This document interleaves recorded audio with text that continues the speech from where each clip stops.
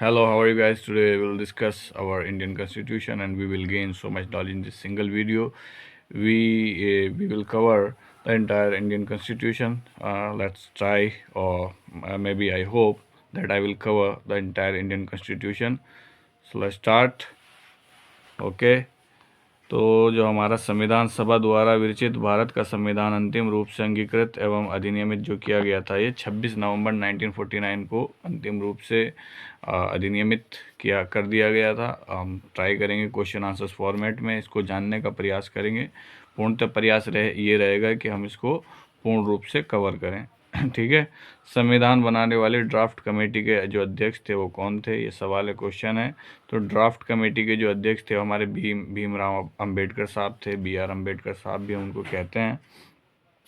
Okay. जो महत्वपूर्ण प्रश्न इसमें आते रहेंगे मैं उनको ही कवर करने का प्रयास करूँगा। ठीक है। भारत में किस तारीख को प्रत्येक वर्ष विधि दिवस मनाया जाता है? तो विधि दिवस जो मनाया जाता है 26 नवंबर को, क्योंकि इस दिन हमारा जो कॉन्स्टिट्यूशन है, संविधान है, ये एक तरीके से एक प्रकार से अंगीकृत कर दिया गया था और बस जो लागू है ये 2 माह बाद हुआ था, यानी 26 जनवरी को ये जो है 2 माह बाद लागू हो गया था। भारतीय संविधान की जो उद्देशिका है उसके बारे में बात करते हैं।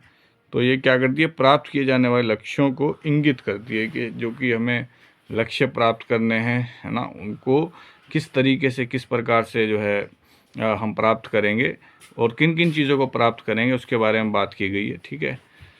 तो किस प्रकार से प्राप्त करेंगे, इसके लिए हमें संविधान का जो ज्ञान है वो होना परम आवश्यक है। संविधान का ज्ञान होना परम आवश्यक है। ठीक है।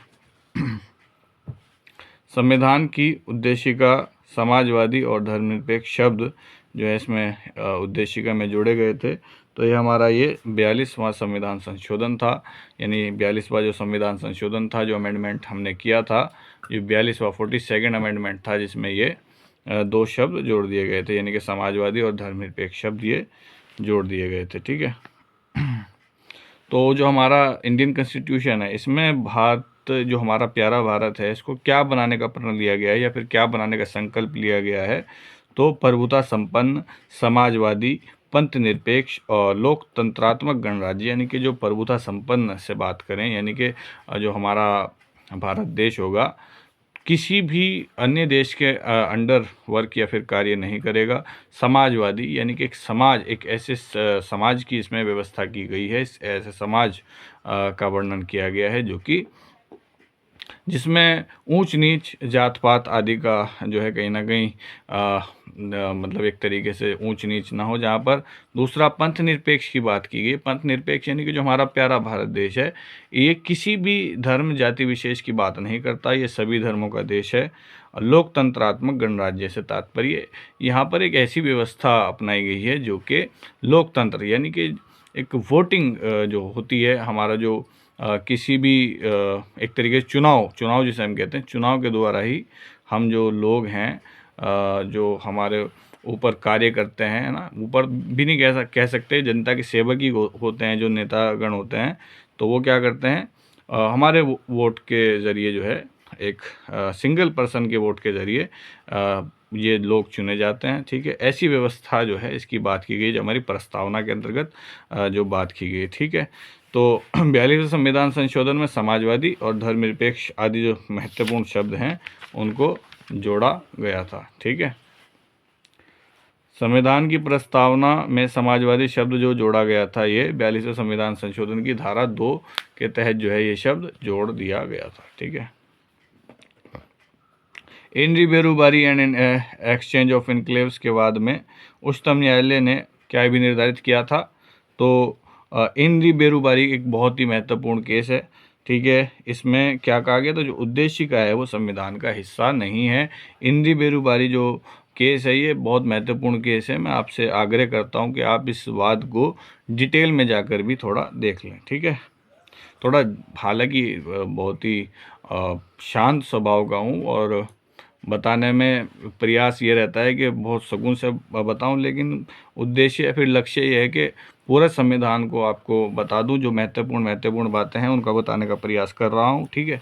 तो भारतीय संविधान सर्वप्रथम एक प्रमुख रूप से एक सामाजिक दस्तावेज है कहने वाले ऑस्टिन साहब हैं। ऑस्टिन एक बहुत ही महान विचारक हैं। आज यदि आप विधि शास्त्र पढ़ते हैं तो विधि शास्त्र में आई थिंक जो सबसे महत्वपूर्ण एक विधि शास्त्री की जो लिस्ट है उसमें आपको ऑस्टिन साहब भी दिखाई पड़ेंगे। ठीक है, ऑस्टिन साहब की जो एक तरीके से अवधारणा है तो वो संप्रभु केंद्रित अवधारणा है, यानी कि जो संप्रभु है वो सब सर्वशक्तिमान जो शक्ति है उस पर उन्होंने ज़्यादा ध्यान दिया है। और यदि कोई इसकी बात नहीं मानता तो शास्त्री, एक वर्ड शास्त्री आप पढ़ेंगे, यदि आप लॉ कर रहे हैं, एलएलबी कर रहे हैं तो आपको शब्द पढ़ने को मिलेंगे कि भाई अगर वो संप्रभु की बात नहीं मानता, संप्रभु अर्थात सर्वशक्तिमान, यानी जिसके पास सबसे ज़्यादा शक्ति है, यदि उसकी कोई बात नहीं मान रहा है, ठीक है, उसकी बात कोई नहीं मान रहा है तो उसके साथ क्या व्यवहार होगा, उसके ऊपर शास्ति मीन्स पेनल्टी लगाई जाएगी। ठीक है, तो भारतीय संविधान को सर्वप्रथम एवं प्रमुख रूप से एक सामाजिक दस्तावेज कहने वाले व्यक्ति ग्लेनविल ऑस्टिन, इनका पूरा नाम, ठीक है, उनके द्वारा ऐसा कहा गया। The Indian constitution has borrowed the idea of preamble from the constitution. मतलब किस कॉन्स्टिट्यूशन से हमने प्रियम्बल लिया है, यानी कि जो हमारी प्रस्तावना है वो किस संविधान से, किस देश के संविधान से हमने बोरो करी है, तो वो कॉन्स्टिट्यूशन ऑफ यूएस से, यानी कि यूनाइटेड स्टेट्स ऑफ अमेरिका से हमने ये जो शक्ति है या फिर ये जो बात है हमने ग्रहण करी है। भारत के संविधान में कितनी अनुसूचियां हैं? भारत के संविधान में 12 अनुसूचियां हैं मित्रों। ठीक है, 12 अनुसूचियां हमारे इंडियन कॉन्स्टिट्यूशन में पाई जाती हैं। भारत में एक नए राज्य के सृजन के प्रयोजन के लिए भारत के संविधान का संशोधन पारित होना चाहिए। देखिए, संसद के साधारण बहुमत से हम क्या कर सकते हैं, भारत के संविधान का संशोधन जो होगा एक साधारण बहुमत हमारे पास होना चाहिए संसद का, यानी कि राज्यसभा लोकसभा का हमारे पास एक प्रकार से जो बहुमत है वो होना चाहिए। ठीक है, इसके द्वारा हम एक नए राज्य का सृजन कर सकते हैं इसके थ्रू। ठीक है,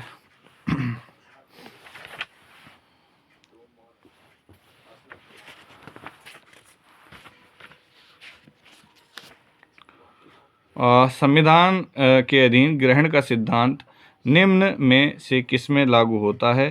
तो ये जो कुछ विधियां बताई गई हैं ग्रहण का सिद्धांत, और एक तरीके से यदि आर्टिकल 13 सब क्लॉज 1 की बात करूं, ग्रहण का सिद्धांत उसमें बताया गया है। ठीक है, यानी कि संविधान से पूर्व की विधियां और बाद की विधियां जो भी हैं उनके ऊपर ये ग्रहण का सिद्धांत लागू होता है। ठीक है,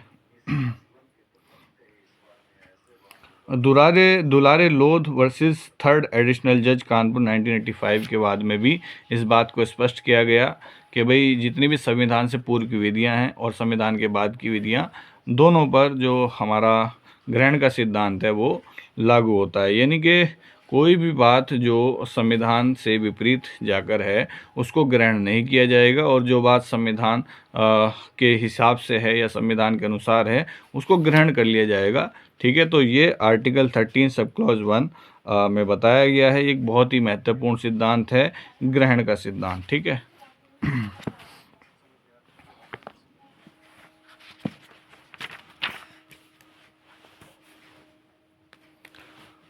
भारतीय संविधान में विधि के शासन का प्रावधान मुख्यतः किस अनुच्छेद में किया गया है? मुख्यतः आर्टिकल 14 में बताया गया है कि भाई सभी लोग बराबर हैं। ठीक है, विधि के शासन यानी रूल ऑफ लॉ की बात यदि मुख्य रूप से बताऊं तो मुख्य रूप से रूल ऑफ लॉ की बात बताई गई है आर्टिकल 14 में।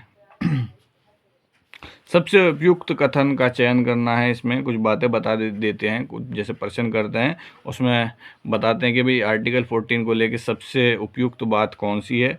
तो यदि बात करें, कानून के समक्ष समानता और कानून के समक्ष समान संरक्षण की बात की गई है आर्टिकल 14 में। ठीक है, दो बातें हैं, ठीक है, समक्ष समानता और समक्ष समान संरक्षण, यानी कि कानून के समक्ष सभी लोग बराबर हैं और कानून के समक्ष सभी लोगों को समान संरक्षण दिए जाने की बात करता है आर्टिकल 14।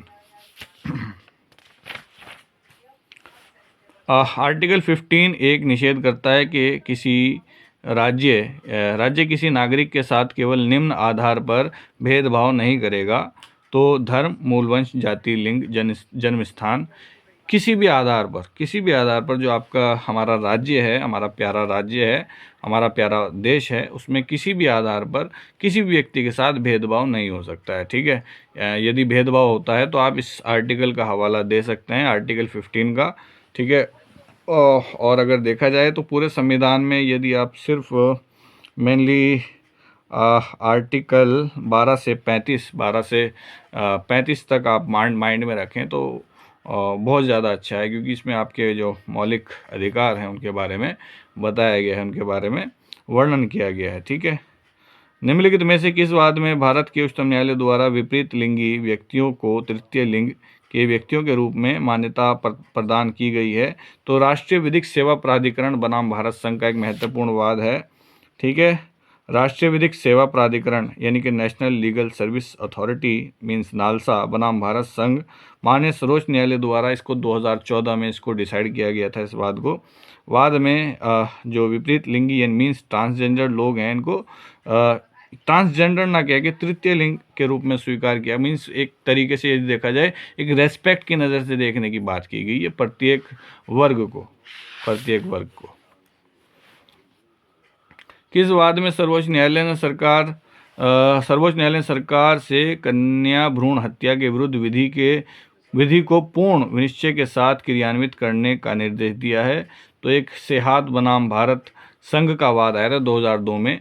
तो इसमें जो कन्या भ्रूण हत्या होती थी उसको बिल्कुल सिरे से मतलब ना हो, ऐसा पूरे देश प्रदेश में इस प्रकार की बात की गई है माननीय सर्वोच्च न्यायालय के द्वारा। भारत का जो हमारा प्यारा कॉन्स्टिट्यूशन है, इसमें संविधान जो आर्टिकल 16(4)A अंतस्थापित जो किया गया था, ये 77वें संविधान संशोधन में इसको जो है लेकर आया गया था। इसके अधीन जो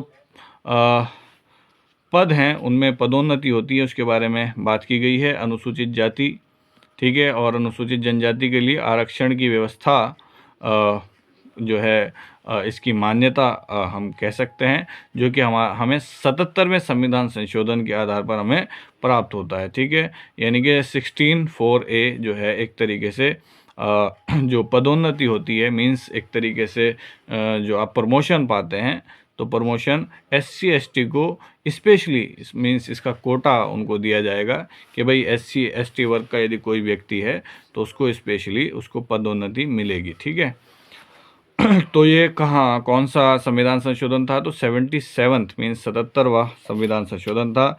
कैरी फॉरवर्ड नियम को अधिकारातीत निम्न वाद में घोषित किया गया। ठीक है, कौन से वाद में जो कैरी फॉरवर्ड जो रूल है उसको देवदासन बनाम भारत संघ का जो वाद है उसमें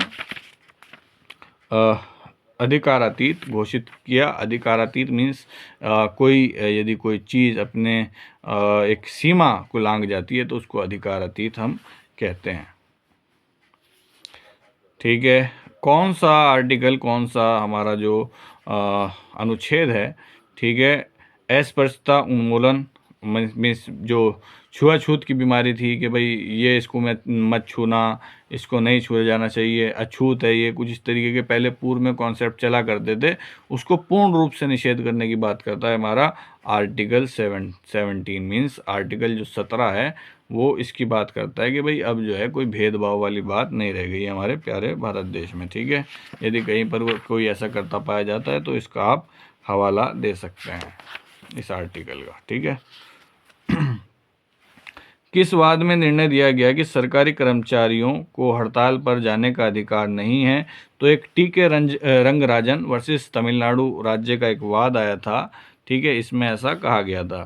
ठीक है, जो आर्टिकल 19(1) है में उल्लिखित जो व्यक्तियों की स्वतंत्रता के मूल अधिकार के अंतर्गत इसको नहीं माना गया है। ठीक है, इसमें कहा गया है कि भाई जो सरकारी अधिकारी हैं, सरकारी ऑफिसर्स हैं, वो हड़ताल पर नहीं जा सकते। ठीक है, हड़ताल पर नहीं जा सकते। कहाँ बताया गया है, कौन सा ये वाद था? ये TK Rangarajan versus Tamil Nadu state का जो वाद है वो था ये। Okay,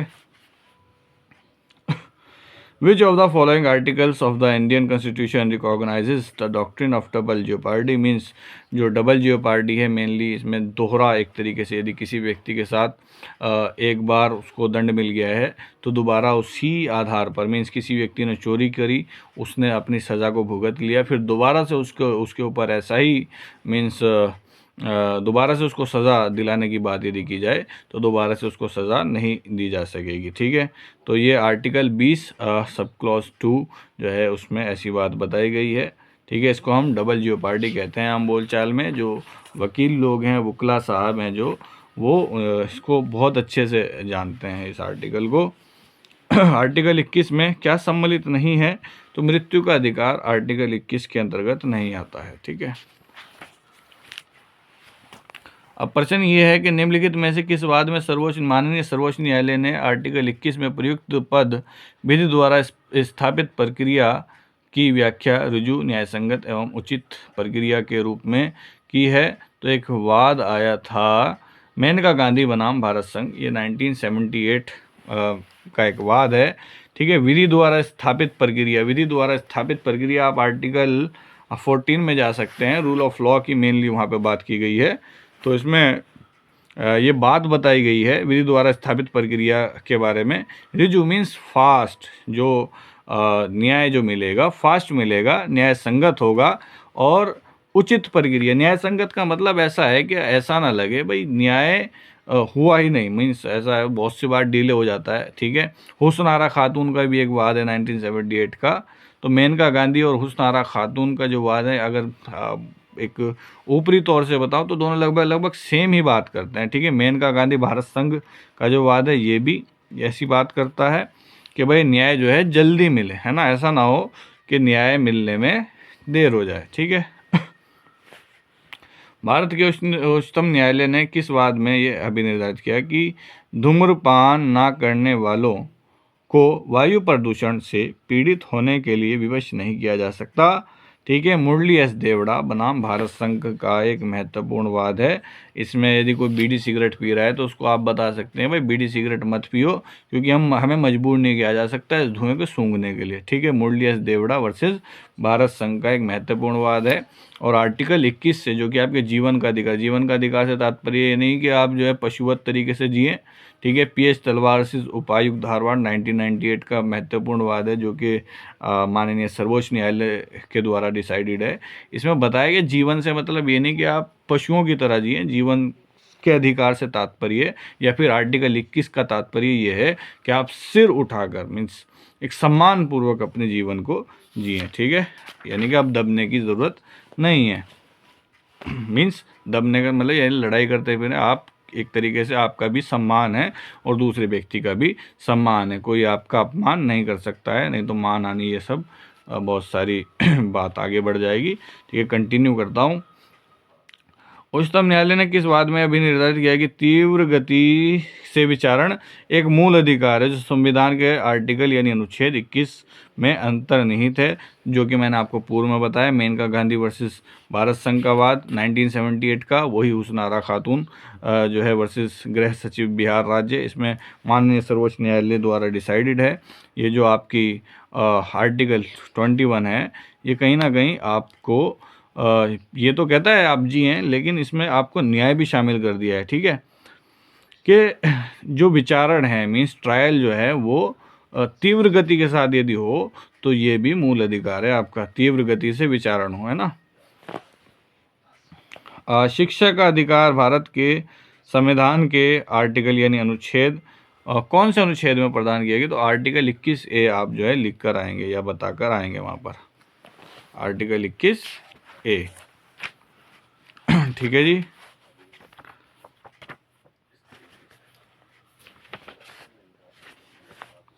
okay. अब और कंटिन्यू करते हैं। भारत में या भारत के उच्चतम न्यायालय ने किस ऐतिहासिक निर्णय में कार्यस्थल पर महिलाओं के साथ उत्पीड़न के विरुद्ध दिशा निर्देश निर्धारित किए। तो एक विशाखावाद आया था, विशाखा बनाम राजस्थान राज्य का वाद आया था। इसमें कार्यस्थल पर उत्पीड़न नहीं हो सकता किसी महिला का, उसके साथ जो है उसका एक तरीके से सम्मान पूर्वक इसको एक स्थान दिया गया है। महिला का जो स्थान है, अगर कॉन्स्टिट्यूशन देखें आर्टिकल 15 सब क्लॉज 3 पढ़ें तो महिलाओं के लिए राज्य स्पेशल लॉज भी बना सकता है। ठीक है, महिलाओं का सम्मान देखिए आप, है ना। किसी भी व्यक्ति को सलाहकार बोर्ड की राय प्राप्त किए निम्न अवधि से अधिक के लिए निरुद्ध नहीं किया जा सकता। 3 माह की अवधि से ज़्यादा जो है एक तरीके से एक अवरुद्ध नहीं किया जा सकता, उसको रोक के नहीं रखा जा सकता। ठीक है, निरुद्ध नहीं किया जा सकता। आर्टिकल 22(4) याद रखने वाली बात है कि 44वां जो संविधान संशोधन 1978 में आया था, इसमें एक निवारक निरोध अधिनियम है जो कि आपका 1950 का अधिनियम है। ठीक है, इसमें निरुद्ध करने की बात की गई, कुछ जैसे बिठा लिया जाता है थाने वगैरह में। ठीक है, बिठा लिया जाता है। ठीक है, अवधि 3 माह से घटाकर 2 माह किए जाने का बंद किया गया था, किंतु उक्त संशोधन अधिनियम का यह प्रावधान अभी तक लागू नहीं किए जाने से सलाहकारी बोर्ड की राय प्राप्त किए बिना निवारक निरोध की अधिकतम अवधि 3 माह पूर्ववत बनी हुई है। ठीक है, 3 माह पूर्व ऐसा बनी हुई है। आर्टिकल 24, भाई कारखाने में कोई बच्चा है उसको ऐसे कारखाने में नहीं लगाया जाएगा जहां पर वह बच्चा उसकी जान को खतरा हो। ठीक है, मेनली आर्टिकल 24 यही बात करता है। ठीक है, और एज क्या बताई गई है?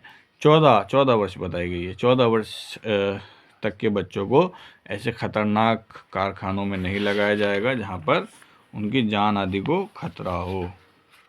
ठीक है जी, आगे देखते हैं। मूल अधिकारों के हनन होने पर प्रभावित रिट याचिका प्रस्तुत कर सकता है। ये तो भाई कहीं भी कर सकता है, उच्च न्यायालय या फिर सर्वोच्च न्यायालय, दोनों जगह जाया जा सकता है। मूल अधिकार पर रिट जारी करने का अधिकार उच्चतम न्यायालय तथा उच्च न्यायालय दोनों को है। यदि आपको बताऊं तो आर्टिकल 226 के तहत आप हाई कोर्ट जा सकते हैं, आर्टिकल 32 के तहत आप जा सकते हैं सुप्रीम कोर्ट। ठीक है, भाग 3 में प्रदत्त मूल अधिकार, जो भाग 3 में आपको मूल अधिकार, भाग 4 में डीपीएसपी का जो है जिक्र किया गया है। ठीक है, उच्चतम न्यायालय या उच्च न्यायालय, बंदी प्रत्यक्षीकरण, परम आदेश, ठीक है, प्रतिषेध, अधिकार परीक्षा और उत्प्रेषण, ये 5 प्रकार की जो रिट्स हैं ये इनका प्रयोग कर सकता है यदि उसके अधिकारों का हनन होता है तो। मेनली मूल अधिकारों का हनन। वैसे मूल अधिकारों में सभी प्रकार के जो एक तरीके से सभी प्रकार के जो अधिकार हैं वो लगभग शामिल कर लिए गए हैं।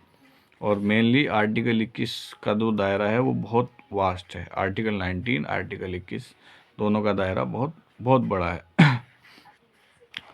कौन सी रिट न्यायिक अथवा अर्ध न्यायिक अधिकारियों के विरुद्ध जारी की जा सकती है?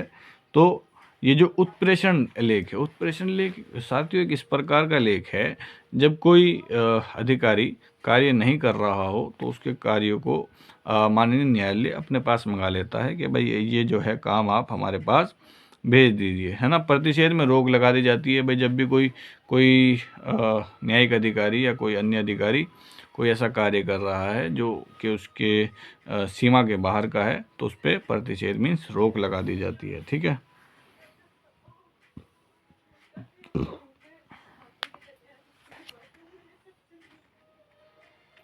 ऐसा ही है। ठीक है जी, निम्नलिखित रिटों में से कौन सी केवल न्यायिक एवं न्यायिक कल्प प्राधिकारियों के विरुद्ध जारी की जा सकती है? तो उत्प्रेषण लेख जो है ना ये न्यायिक जो अधिकारी होते हैं और अर्ध न्यायिक अधिकारी दोनों के खिलाफ लगाई जा सकती है। जैसे कि साथियों आपको बताया मैंने, आर्टिकल 32, आर्टिकल 226 दोनों आपके हाथों को मजबूत करते हैं, यानी आपके साथ ही आपके अधिकारों का हनन होता है तो आप इन रिट्स के अनुसार अपने जो है शक्तियों का प्रयोग कर सकते हैं। राज्य के नीति निर्देशक तत्व को किस देश से भारतीय संविधान में लिया गया है? तो जो आपके डीपीएसपी हैं यानी कि directive principle of state policy, इसकी बात कर रहा हूँ। तो आयरलैंड जो है ना, एक देश है आयरलैंड, वहाँ से डीपीएसपी, ये बहुत ही मेनली अगर मैं बात करूँ, एक लोक कल्याणकारी राज्य की हमारे यहाँ कल्पना की गई थी कि भाई हमारा जो राज्य होंगे वो लोगों के कल्याण पे केंद्रित होंगे, यानी कि राज्यों का जो मुख्य कार्य होगा लोगों का कल्याण करना होगा, है ना। और इसके लिए जो आपके एक तरीके से आर्टिकल 36, आर्टिकल 37 से लेकर आर्टिकल 51 तक इसके बारे में पूर्ण रूप से वर्णन किया गया है कि भाई जो राज्य होंगे वो काम दिलाने का कार्य होगा। आर्टिकल 39 बहुत मेन है। आर्टिकल 14 है ना, पशुधन हो गया, आपका जो पशु हैं उनकी देखभाल। 48 है ना, आपके जो आर्टिकल 43 हैं, है ना, 42 हैं, महिलाओं से रिलेटेड हैं स्पेशली अगर देखा जाए, ठीक है। और ये आर्टिकल्स जो हैं इसमें कल्पना की गई है कि भाई जो लोग हैं वो क्या करेंगे, जो हमारे लोग हैं उनके कल्याण के बारे में बात की जाएगी। ऐसा नहीं होगा कि भाई जो राज्य है कोई उनका कल्याण ना करे। मैं मतलब, लेकिन यदि देखा जाए यदि कल्याण नहीं भी कर पा राज्य, तो यहाँ पे बस थोड़ी समस्या ये है कि इन बातों को लेकर आप कोर्ट में नहीं जा सकते हैं, ठीक है। संविधान के नीति निर्देशक तत्व संविधान की आत्मा है, जो संविधान के सामाजिक दर्शन को समाविष्ट करते हैं। उपरोक्त कथन किसके द्वारा कहा गया है, तो ग्रेनविल ऑस्टिन जी के द्वारा ये बात की गई है कि जो राज्य के नीति निर्देशक तत्व हैं वो क्या है, संविधान की आत्मा है दोस्तों। जो संविधान के सामाजिक दर्शन को, यानी कि संविधान जो है हमारा प्यारा संविधान, उसका अगर दर्शन करना है, ठीक है, तो हमें कहीं ना कहीं डीपीएसपीज को लागू करना ही होगा। डीपीएसपीज यानी directive principle of state policy, ठीक है। ये बात की है ऑस्टिन साहब ने, ठीक है। ऑस्टिन साहब कहीं ना कहीं राज्य को लेकर बहुत इन्होंने बातें करी हैं और ये डीपीएसपी के समर्थक हैं। डीपीएसपी लागू होने चाहिए इस चीज़ के, ये बहुत ही बड़े समर्थक ऑस्टिन साहब। निम्नलिखित में से कौन सा भारतीय संविधान के अंतर्गत एक मौलिक अधिकार नहीं है, ठीक है। तो समान न्याय एवं निःशुल्क विधिक सहायता जो है ये एक मौलिक अधिकार नहीं है, बल्कि साथियों ये आर्टिकल 39A है ना, यदि किसी व्यक्ति को विधिक सहायता चाहिए जो कि निःशुल्क हो तो वह मिल सकती है, लेकिन एक कहीं ना कहीं कुछ शर्तें और नियम आदि इसमें लागू किए गए हैं जिसके आधार पर ये बातें हैं, ठीक है। भाई गरीब हो कुल मिला के, है ना, और निहायत ही एक तरीके से गरीब और या जो बहुत ही ज़्यादा मदद जिसको चाहिए हो उसको ही ये वकील जो हैं फ्री के मिल सकते हैं केस लड़ने के लिए। कौन सा आर्टिकल अनुच्छेद समान नागरिक संहिता से संबंधित है, तो आर्टिकल 44 इतना महत्वपूर्ण आर्टिकल है। यदि डीपीएसपी की बात करूं 70% लगभग ये आर्टिकल ज़रूर पूछा जाता है, कहीं ना कहीं प्रश्न में आपको ज़रूर टकराएगा आर्टिकल। भारतीय संविधान का कौन सा अनुच्छेद समान नागरिक संहिता से रिलेटेड, आर्टिकल 44। जैसा कि मैंने अभी आपको बताया कि ये रिपीटेड क्वेश्चन रहता है ना, रिपीटेड क्वेश्चन रहता है ये। किस संशोधन द्वारा मूल कर्तव्य का प्रावधान अंततः स्थापित हुआ है, तो 42वां संविधान संशोधन अधिनियम 1978 धारा 11 द्वारा, ठीक है, 3(1) 1977 के द्वारा मूल कर्तव्य का जो प्रावधान है ये कहीं ना कहीं डाला गया था, क्योंकि पूर्व में जो है हमारे मौलिक जो कर्तव्य हैं वो नहीं थे। तो ये 42वें संविधान संशोधन के द्वारा जो कि 1978 धारा 11 के द्वारा जो है ये एड ऑन किए गए थे, इनको जोड़ा गया था। 6 वर्ष से 14 वर्ष तक की आयु के बालकों के माता पिता या संरक्षकों का यह कर्तव्य होगा कि वे अपने बालकों या प्रतिपाल्यों के लिए शिक्षा के अवसर प्रदान करें।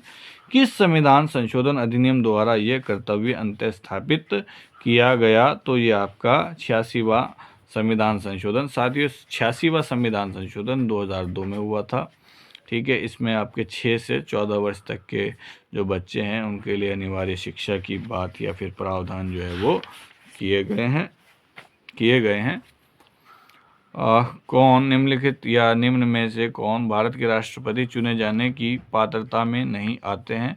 तो वह राज्यसभा का सदस्य निर्वाचित होने के लिए अहिर्त ना हो, यानी कि यदि वह राज्यसभा में है तो राष्ट्रपति चुने जाने की पात्रता जो है वो नहीं रखते हैं। भारत के राष्ट्रपति का चुनाव जो किया जाता है वो क्या है, उसका प्रावधान, प्रोसीजर। तो एक निर्वाचक मंडल होता है, ठीक है। मंडल जो है ये जिसके द्वारा संसद के निर्वाचित सदस्य और एक आपके राज्य विधानसभाओं के निर्वाचित सदस्य जो हैं इसमें सम्मिलित होते हैं, तब जाकर के जो राष्ट्रपति माननीय महामहिम है राष्ट्रपति महोदय हैं उनका चुनाव जो है ये संपन्न हो पाता है। भारत में राष्ट्रपति पद हेतु व्यक्ति की आयु कम से कम कितनी होनी चाहिए? तो 35 वर्ष आयु। बल्कि आज मैं बाहर था तो वहाँ पे थोड़ा जिक्र हो रहा था कि भाई जो ये राजनेता होते हैं इनके लिए कोई एज, मैंने कहा एज का ये युवा नेता चाहिए। मैंने कहा युवा कहाँ से हो जाएंगे? अब मेनली यदि देखा जाए 25-35 वर्ष की आयु जब प्राप्त कर लेता है तब जा कर के कोई एलिजिबल होता है। हालांकि 25 वर्ष को तो हम एक तरीके से कह सकते हैं कि हाँ ये युवा जो नेता है ये युवा नेता है। भारत के राष्ट्रपति का चुनाव में मतदान का अधिकार कौन नहीं रखता? तो राज्यसभा में राष्ट्रपति द्वारा जो नामित व्यक्ति होते हैं वो ऐसा अधिकार नहीं रखते, ठीक है, ठीक है। राष्ट्रपति को निम्नलिखित आधार पर महाभियोग की प्रक्रिया द्वारा उसके पद से हटाया। देखिए आर्टिकल 61 जो है ना ये महाभियोग की बात करता है। यदि कोई भी राष्ट्रपति महोदय संविधान का सम्मान नहीं करते हैं, ठीक है, तो संविधान का या अतिक्रमण करते हैं, उल्लंघन करते हैं संविधान का, तो इस आधार पर महाभियोग चलाकर माननीय या महामहिम राष्ट्रपति महोदय को हटाया जा सकता है उनके पद से। आर्टिकल 56(1)(b) के अंतर्गत राष्ट्रपति को उनके पद से महाभियोग की प्रक्रिया से निम्न किस आधार पर हटाया जा सकता है? ठीक है, यानी कि महाभियोग की बात करूं तो आर्टिकल 61, लेकिन जो शर्तें हैं वो आर्टिकल 56 में बताई गई हैं, ठीक है।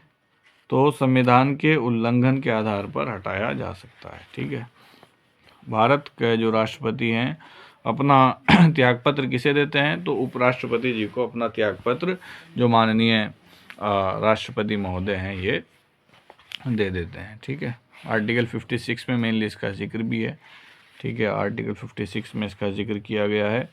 राष्ट्रपति को संसद द्वारा महाभियोग के एक संकल्प द्वारा पद से हटाया जा सकता है यदि ये पारित किया गया हो सदन के कुल सदस्यों की संख्या के 2/3 बहुमत से। मीन्स हमें आधे से अधिक का जो एक मार्जिन है उसको क्रॉस करना होता है, ठीक है, तब जा कर के महाभियोग जो संकल्प है उसके द्वारा हटाया जा सकता है महामहिम राष्ट्रपति जी को। राष्ट्रपति जी को शपथ दिलाने वाले कौन या कौन शपथ दिलाते हैं? तो हमारे मुख्य न्यायाधीश जो होते हैं, है ना। अच्छा देखिए कितनी एक सिंपल सी बात है। अगर आपको शपथ याद रखना है तो आर्टिकल 60 पढ़ लीजिए, और अगर आपको महाभियोग की बात अगर मैं करूं तो महाभियोग याद रखना है तो आप आर्टिकल 61 पढ़ लीजिए, ठीक है। आर्टिकल 61 पढ़ लीजिए।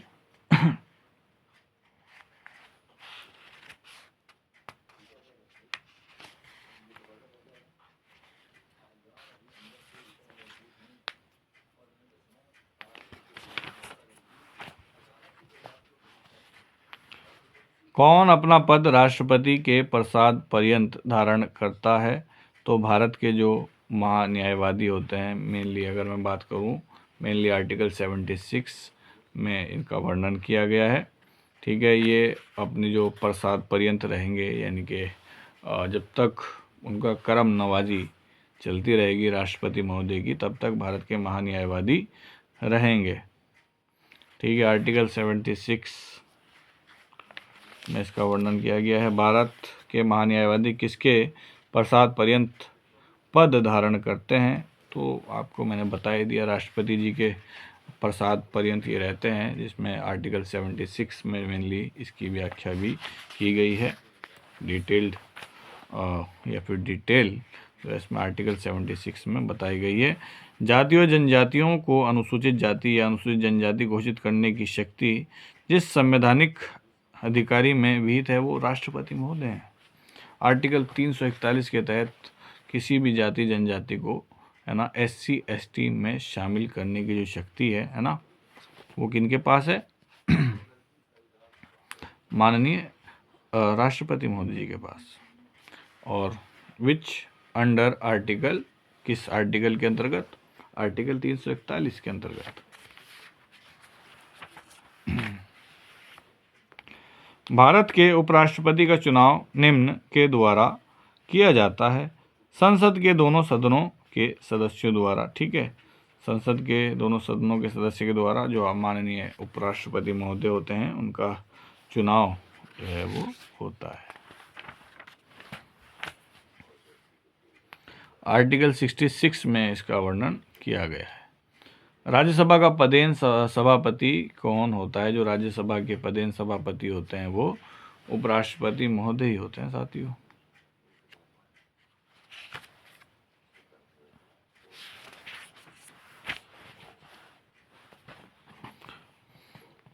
भारत के संविधान में संसदीय प्रणाली की सरकार की अधिकारिता है। संसदीय प्रणाली की सरकार की अधिकारिता आर्टिकल 74 सब क्लॉज 1 में बताई गई है। The members of the council of ministers are collectively responsible to mister the house of people, means Lok Sabha के प्रति जो आपके मंत्रीगण हैं या मंत्री परिषद है ये एक तरीके से उत्तरदायी है। इसमें आर्टिकल 75 सब क्लॉज 3 में इसका मुख्य रूप से वर्णन भी किया गया है। ओके। राज्य की कार्यपालिका शक्ति जो निहित होती है वो माननीय राज्यपाल महोदय जी के पास होती है। राज्य की कार्यपालिका शक्ति 154 आर्टिकल सब क्लॉज 1 इसमें ये बताया गया है।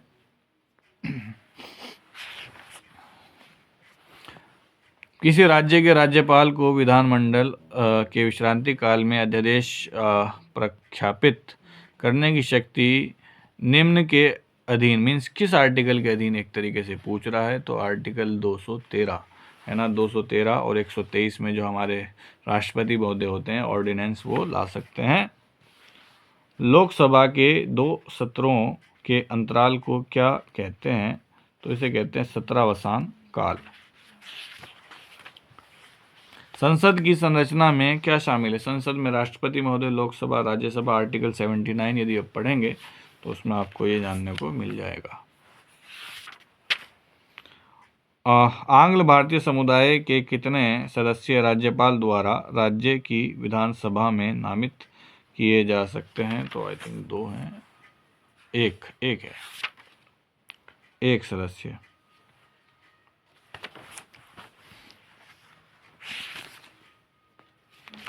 संविधान के किस अनुच्छेद के अंतर्गत संसद के किसी सदन के सदस्य का पद सदन की अनुमति के बिना 60 दिन तक सदन की बैठकों में उसके अनुपस्थित रहने के आधार पर सदन द्वारा रिक्त घोषित कर दिया जाता है? तो आर्टिकल 101 सब क्लॉज 4 यदि कोई सदन का सदस्य मीन्स सदन का कोई भी मीन्स राज्यसभा लोकसभा 2 महीने मीन्स 60 दिन तक नहीं आता है तो फिर रिक्त घोषित कर दी जाएगी वो सीट।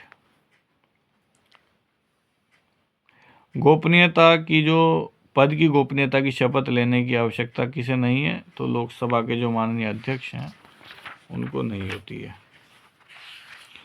राज्यसभा का पदेन सभापति कौन होता है? पदेन सभापति होते हैं उपराष्ट्रपति महोदय।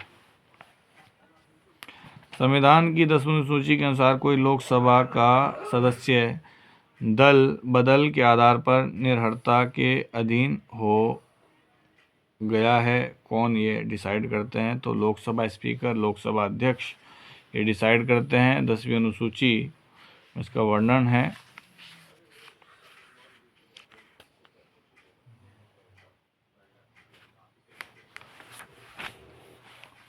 भारत के राष्ट्रपति द्वारा संसद का संयुक्त सत्र आहूत किया गया था पारित करने के लिए सारे अधिनियम, दहेज प्रतिषेध अधिनियम, बैंकिंग सेवा आयोग अधिनियम, पोटागो, ठीक है। दहेज प्रतिषेध अधिनियम कब आया? 1961। बैंकिंग सेवा आयोग अधिनियम 1975। संसद के दोनों सदनों की संयुक्त बैठक बुलाने की अधिकारिता किसे प्राप्त होती है? तो राष्ट्रपति महोदय को अंडर आर्टिकल 101 संसद के दोनों सदनों की बैठक जो है माननीय राष्ट्रपति महोदय बुला सकते हैं। बहुत सी बार ऐसा होता है मतभेद उत्पन्न हो जाते हैं दोनों सदनों में, ठीक है। तो मतभेद को दूर किसके द्वारा किया जाता है? मतभेद को दूर दोनों सदनों की संयुक्त बैठक के द्वारा होता है, जो कि अंडर आर्टिकल 101 बुलाई जाती है माननीय राष्ट्रपति द्वारा। अध्यक्षता करते हैं लोकसभा स्पीकर, ठीक है। संसद को राज्य सूची पर विषय पर विधि बनाने की शक्ति प्राप्त है, परंतु कब? जब वो राष्ट्रीय हित में हो। आर्टिकल 249 बहुत महत्वपूर्ण है, अलग से पूछा जाता है अगर आप LLM के लास्ट सेमेस्टर या लास्ट वर्ष में हैं, अलग से इसमें प्रश्न आ जाता है। धन विधेयक प्रस्तुत किया जा सकता है। धन विधेयक जो प्रस्तुत किया जा सकता है केवल ये लोकसभा में प्रस्तुत किया जा सकता है। कोई विधेयक धन विधेयक है या नहीं, इसका निर्णय कौन करता है? तो लोकसभा अध्यक्ष जो है इसका निर्णय करते हैं।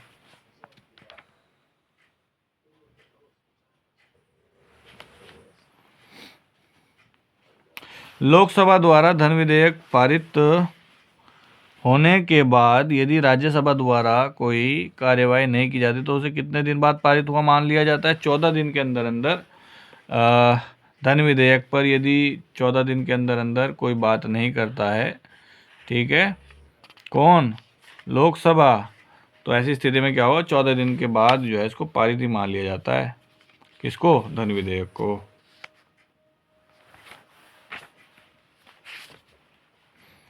जिसे प्रत्यक्ष रूप से नहीं किया जा सकता उसे अप्रत्यक्ष रूप से भी नहीं किया जा सकता, ठीक है। ये वक्तव्य किस सिद्धांत से संबंधित है? तो छद्म विधायन का सिद्धांत जो है उससे रिलेटेड है ये बात, ठीक है। बिहार राज्य बनाम कामेश्वर सिंह 1952 में एक वाद आया, ठीक है, और इसमें जो है लैंड रिफॉर्म एक्ट 1950 यानी 1950 को क्या किया गया? चुनौती दी गई। बाह्य तथा प्रकटतः इस अधिनियम में प्रतिकर के अवधारणा के सिद्धांत दिए गए थे। वस्तुतः ये सिद्धांत व्यवहारिक तथा वास्तविक नहीं थे। परिणामतः याची की संपत्ति प्रतिकर चुकाए बिना अर्जित की जा रही थी। यह धारण किया गया कि यह अधिनियम एक छद्म विधायन था, अतः वैध है, उसे शून्य घोषित किया गया। देखिए, जब भी कोई विधायन अपना उसे स्वीकार नहीं किया जा रहा है ना कहीं टकरा रहा है, ठीक है, मेनली आपके मूल अधिकारों से, तो उसको कहीं ना कहीं उसमें या तो चेंज लाया जाएगा या फिर कहीं ना कहीं उसको पूरे को ही चेंज किया जाएगा, है ना। भारत संविधान में अवशिष्ट शक्तियाँ सन्निहित हैं या शामिल हैं तो संसद में आर्टिकल 248 के अकॉर्डिंग आधार पर मैं ये बात कह रहा हूँ। ओके। उच्चतम न्यायालय के न्यायाधीशों की नियुक्ति की जाती है राष्ट्रपति द्वारा सर्वोच्च एवं उच्च न्यायालयों के ऐसे न्यायाधीशों की जिन्हें वह आवश्यक समझता है तथा भारत के मुख्य न्यायाधीश की राय पर क्या होता है, इनको नियुक्त कर दिया जाता है माननीय न्यायाधीशों को। आर्टिकल 124 सब क्लॉज 2 में अगर टारगेट करें, ठीक है, जैसे पिन कर देते हैं, आर्टिकल 124 सब क्लॉज 2 में ऐसा बताया गया, ऐसा प्रावधान किया गया है। भारत के उच्चतम न्यायालय की अधिकारिता में वृद्धि की जा सकती है, संसद के द्वारा की जा सकती है। आर्टिकल 138 में ऐसा प्रावधान किया गया है। विश्वविद्यालय का एक आचार्य जो एक प्रख्यात विधि शास्त्री भी है को न्यायाधीश नियुक्त किया जाने की अर्हता प्राप्त है। हाँ, की जा सकती है, जो सर्वोच्च न्यायालय में उनको नियुक्त किया जा सकता है, ठीक है। आर्टिकल 124(3)(c) में ये बात बताई गई है। भारत के तदर्थ न्यायाधीश न्यायालय में तदर्थ न्यायाधीश के रूप में भारत का मुख्य न्यायाधीश निम्न में से किसे नियुक्त कर सकता है? यह उच्च न्यायालय में कार्यरत जो न्यायाधीश होते हैं उनको एडहॉक जज आर्टिकल 127 के तहत उनको नियुक्त किया जा सकता है। एडहॉक जज का कॉन्सेप्ट बहुत अच्छा कॉन्सेप्ट है।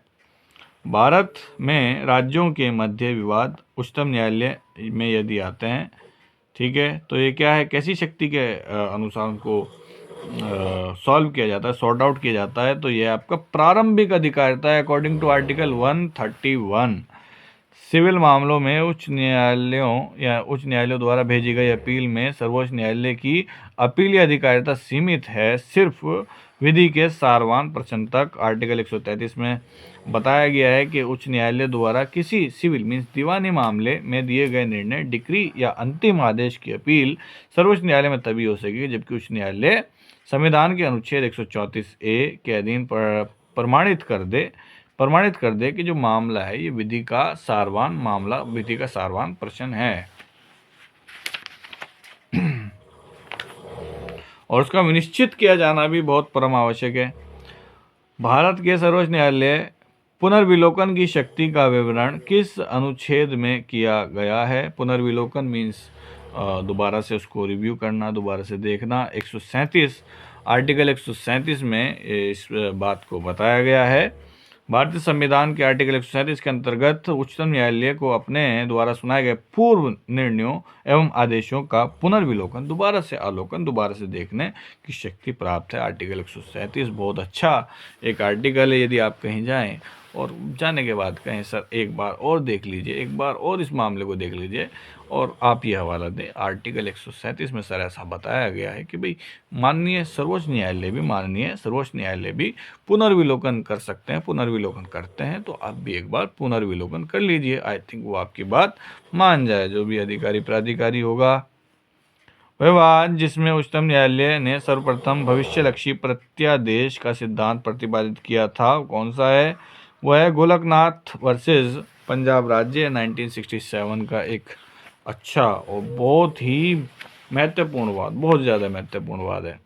भारत संविधान के 21 अनुच्छेद के अनुसार उच्चतम न्यायालय द्वारा घोषित विधि भारत के राज्य क्षेत्र के सभी न्यायालयों पर आबद्धकारी होगी। आर्टिकल 141 पढ़ लीजिए, इसमें आपको पूरी डिटेल मिल जाएगी। ठीक है। भारत के उच्चतम न्यायालय द्वारा घोषित विधि भारत राज्य क्षेत्र के भीतर सभी न्यायालयों पर बाध्यकारी है, परंतु उच्चतम न्यायालय स्वयं के निर्णय से आबद्ध नहीं है। ऐसा उच्चतम न्यायालय ने किस निर्णय में विनिश्चित किया? तो Bengal unity company versus state of Bihar, ऐसे इसमें जो है ये बात सामने आती है। ठीक है, 1955 का एक महत्वपूर्ण वाद है, इतना महत्वपूर्ण है कि मैं बता नहीं सकता। गोलकनाथ, केशवानंद भारती और ये वाला वाद और मिनर्वा मिल्स का वाद, ये समझ लीजिए एक बहुत ही जड़ है, मीन्स बहुत पढ़ने ही चाहिए। संविधान के किस अनुच्छेद के तहत भारत का राष्ट्रपति किसी विशिष्ट विधेयक के संबंध में सुप्रीम कोर्ट के मत को प्राप्त कर सकता है? आर्टिकल 143, इसमें यह बात बताई गई है। उच्चतम न्यायालय ने निम्नलिखित वादों में परामर्श के रूप में अपनी राय दी है। हाँ दी है, क्यों नहीं दी है? ठीक है, तो इसका आंसर सी है। तो ये मीन्स पहले दिल्ली विधि अधिनियम के बाद में, फिर उसके बाद बेरुबारी के बाद में, फिर विशेष जो न्यायालय है इसके विधेयक का जो वाद है उसमें राय दी है। उच्च न्यायालयों में राष्ट्रपति अतिरिक्त एवं कार्यकारी न्यायाधीशों की नियुक्ति कितनी अवधि के लिए कर सकता है? 2 वर्ष से अनधिक, मीन्स 2 वर्ष तक के लिए की जा सकती है नियुक्ति। उच्च न्यायालय के न्यायाधीशों की सेवानिवृत्ति की आयु क्या है? तो उच्च न्यायालय के जो न्यायाधीश होते हैं उनकी सेवानिवृत्ति की आयु है 62 वर्ष। और यदि बात करें सर्वोच्च न्यायालय के जो न्यायाधीश हैं उनकी सेवानिवृत्ति की जो तिथि या तारीख है वो 65 वर्ष है दोस्तों।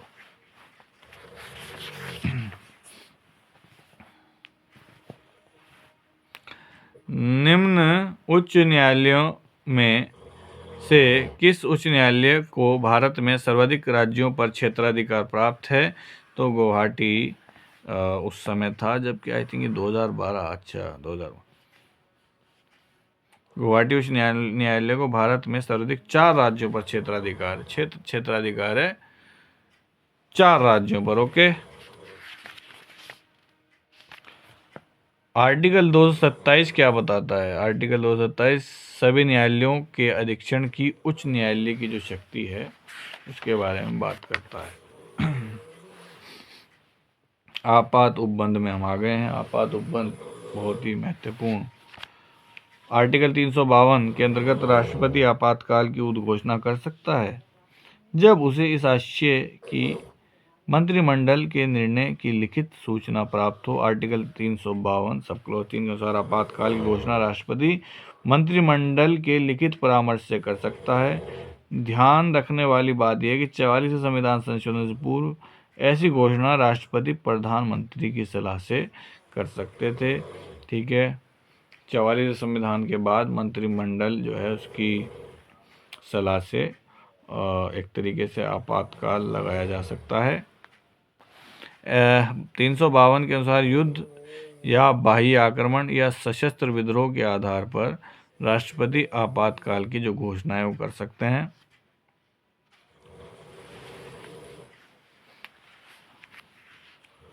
लोकसभा के विघटित रहने की अवस्था में आर्टिकल 352 के अधीन आपात की उद्घोषणा का अनुमोदन अनिवार्य है। जी अनिवार्य है राज्यसभा द्वारा, और उसके उपरांत नई लोकसभा के पुनर्गठन तक ये अस्तित्व में रहेगा, जिसके द्वारा अपनी प्रथम बैठक से 30 दिनों के भीतर इसका अनुमोदन होना आवश्यक है। जब आपातकाल की घोषणा हो जाती है तो मूल अधिकारों को परिवर्तित कराने के लिए उच्चतम न्यायालय को किसी नागरिक द्वारा अभ्यवेदन देने के अधिकार को निलंबित किया जा सकता है।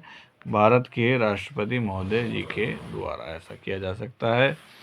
आर्टिकल 352 के अधीन आपातकाल की उद्घोषणा की जाती है तब राष्ट्रपति को मूल अधिकारों के परिवर्तन को निलंबित करने की शक्ति होती है, किंतु निम्नलिखित अनुच्छेदों में समाविष्ट मूल अधिकारों को निलंबित करना संभव नहीं है। आर्टिकल 20 और 21 को निलंबित किसी भी सूरत हाल में नहीं किया जा सकता। जीवन किसी का नहीं छीना जा सकता।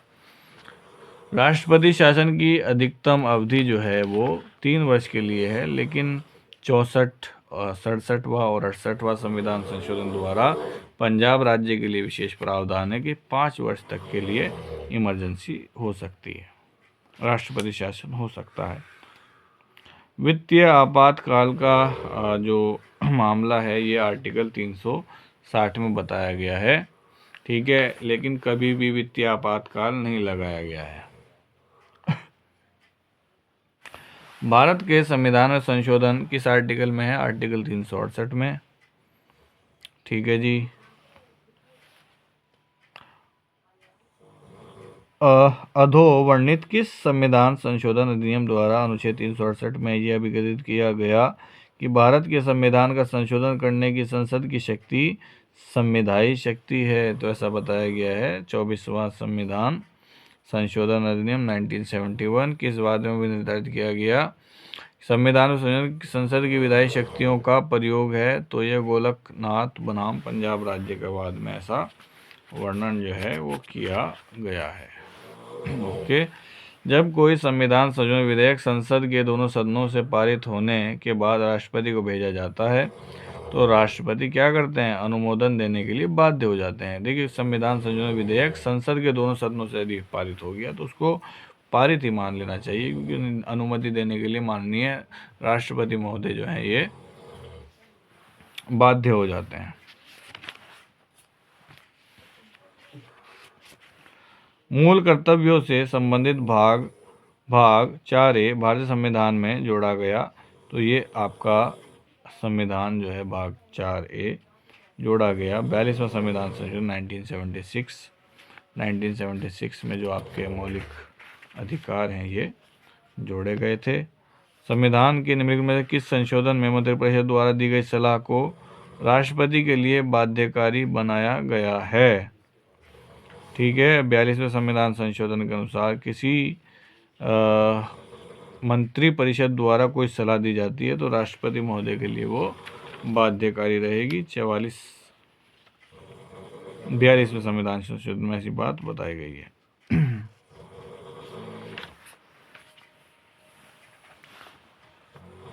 आर्टिकल 31 आर्टिकल 6 एवं 31 को निरस्त कर दिया गया। अनुच्छेद 300 के को अंत्य स्थापित किया गया। कौन से संशोधन में ऐसा हुआ था? तो 44वां संविधान संशोधन में ऐसा हुआ। 44वां संविधान संशोधन कब हुआ? 1978 में हुआ था ये। निम्नलिखित में कौन सा कथन सत्य है? संविधान का पूर्ण विश्वास एवं मान्यता खंड लागू नहीं होता है निगमों के कृत्यों में। अच्छा, ऐसा बताया गया है।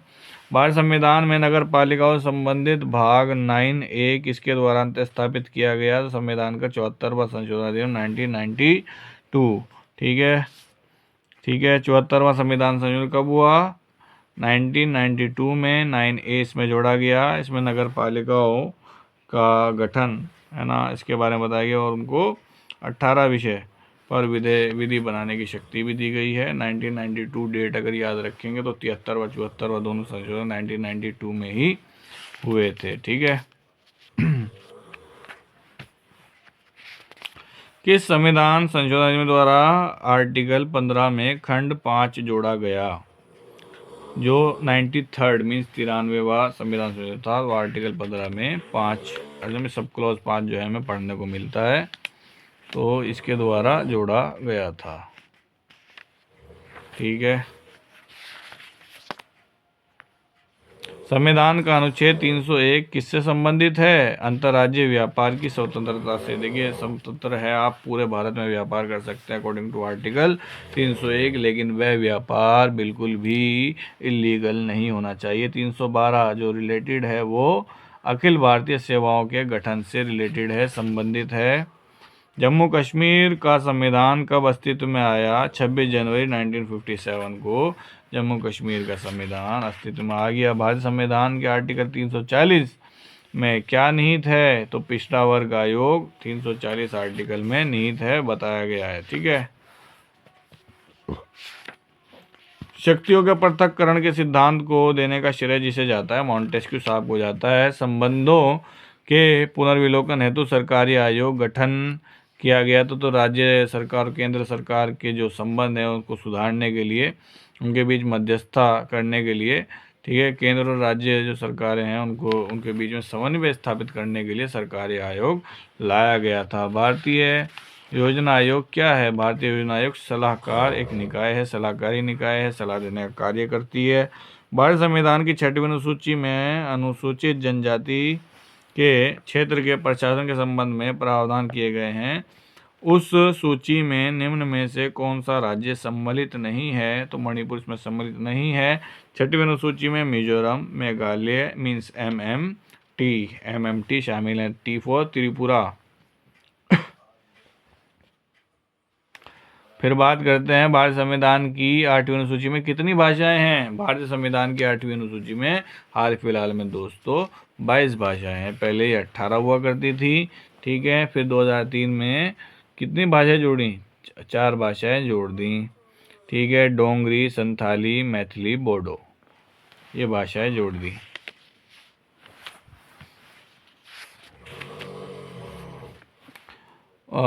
भारत के संविधान में कौन सा अनुच्छेद में उल्लिखित है कि इस संविधान को भारतीय या भारत का संविधान कहा जाएगा? तो आर्टिकल 393 393 में बात साथियों दोस्तों बताई गई है। फिर देखते हैं कुछ महत्वपूर्ण बात। भारतीय संविधान की राजभाषा हिंदी देवनागरी लिपि में होगी, कहाँ बताया गया है? आर्टिकल 343 मीन्स 343 में ये बात बताई गई है। प्रशासनिक न्यायाधिकरण मीन्स जो ट्रिब्यूनल्स होते हैं, इसका प्रावधान भारत के किस संविधान संशोधन में किया गया था? तो 42वें संविधान संशोधन में जो ट्रिब्यूनल्स होते हैं, ट्रिब्यूनल्स जो होते हैं उनकी अवधारणा या उनके बारे में बताया गया है। ओके। भारत के किस अनुच्छेद के अंतर्गत अंतर्राज्यीय परिषद का गठन होता है? अंतर्राज्यीय परिषद का जो गठन है साथियों 263 आर्टिकल में बताया गया है। ठीक है। किसके लिए होता है? ये समन्वय स्थापित करने के लिए होता है, केंद्र और राज्यों के मध्य समन्वय स्थापित करने के लिए इसको बताया गया है। ठीक है। Under which article? 263। Okay. Protection of article 311 means 311 of the constitution is available to holder of a civil post both of means under union under the state, जो स्टेट का जो एक ऑफिसर है उसको भी इसकी प्रोटेक्शन है 311 आर्टिकल की, और जो एक केंद्रीय अधिकारी है उसके लिए भी ये प्रोटेक्शन होती है। ठीक है,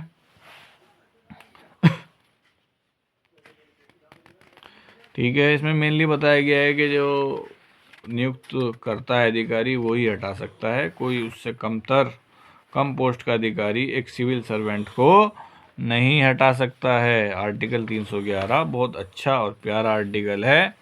ठीक है, भारत संविधान के कॉन्स्टिट्यूशन में कहा गया कि इस संविधान को भारत का संविधान कह सकते हैं। आर्टिकल 393 श्रेया सिंघल बनाम भारत संघ के बाद में माननीय उच्चतम न्यायालय का निर्णय इस कारण परिषद हुआ, किस कारण परिषद हुआ ये पूछ रहा है, क्वेश्चन ये है। ठीक है, तो इसका आंसर हम देंगे, आंसर सूचना प्रौद्योगिकी अधिनियम की धारा 66A जो है इसको असंवैधानिक घोषित करने के कारण जो श्रेया सिंघल का जो वाद है मेनली मुख्य रूप से ये फेमस है। इसी के साथ हमने जो हमारा प्यारा कॉन्स्टिट्यूशन है इसके बहुत ज़्यादा महत्वपूर्ण जो क्वेश्चंस हैं, प्रश्न हैं, उनको देख लिया है। ये समझ लीजिए कि आपने लगभग पूरा कॉन्स्टिट्यूशन पढ़ लिया है, पूरा 395 आर्टिकल्स आपने देख लिए हैं मेनली। ठीक है, कोई भी आर्टिकल ऐसा नहीं है जो परीक्षा में नहीं पूछा जाता, कोई भी प्रावधान ऐसा नहीं बताया जो परीक्षा में नहीं पूछा जाता। इस सिंगल वीडियो के ज़रिए आप किसी भी परीक्षा में जब बैठेंगे तो आप पाएंगे कि ज़्यादातर क्वेश्चन जो इन्हीं आर्टिकल से आ रहे हैं। और मज़ीद जानकारी के लिए आपको मैं पर्सनली कहूँगा कि आप बुक्स वगैरह पढ़ते रहिए। ठीक है, बुक्स वगैरह पढ़ते रहिए, आपके जो ज्ञान है, इल्म है, इसमें इजाफा होना बहुत ज़रूरी है। और दूसरी बात, जो आप पढ़ रहे हैं वो कहीं ना कहीं ज़िंदगी में आपके काम ज़रूर आएगा, है ना। ऐसा नहीं है कि आपके काम नहीं आएगा, ये गारंटीड है। ठीक है, ये ज़रूर होगा आपके साथ कि जो आपने इल्म हासिल किया है वो कहीं ना कहीं आपकी ज़िंदगी में काम आएगा और आपको फ़ायदा पहुंचाएगा। ठीक है, सुनने के लिए बहुत बहुत धन्यवाद, बहुत बहुत शुक्रिया, थैंक यू वेरी मच, धन्यवाद, थैंक यू।